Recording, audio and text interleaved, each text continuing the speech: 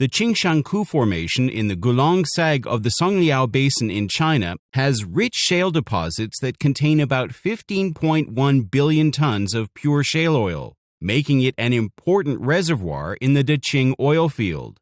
Recent studies have found that the Gulong Qingshankou repository has a source-reservoir ratio of over 90% and a distinct network of nanoscale pores and fissures filled with solid bitumen. Exploring this further, a new study published in Earth Science Frontiers and conducted by Dr. Wenyuan He from Daqing Oilfield Company Limited sheds light on the reservoir space and in situ accumulation of shale oil in the Gulong Sag reservoir. Using electron microscopy, Dr. He investigated the petrological and microfabric properties of the Gulong Shale. He found that the Gulong Shale primarily comprises of layers of clay with well-developed nanopores and fissures.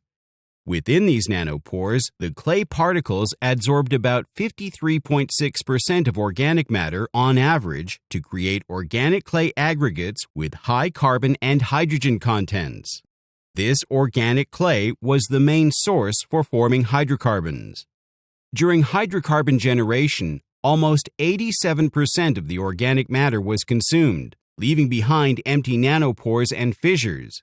Since the hydrocarbons produced were in the form of liquid bitumen and oil, they occupied these empty nanospaces. The closed shape of the nanopores and a high capillary resistance prevented any movements of the hydrocarbons, trapping them inside the rocks to eventually solidify into solid bitumen or asphalt. This basically indicates that the hydrocarbons found inside the Gulong Sag reservoir were both produced and stored in situ, which also explains the high source-reservoir ratio.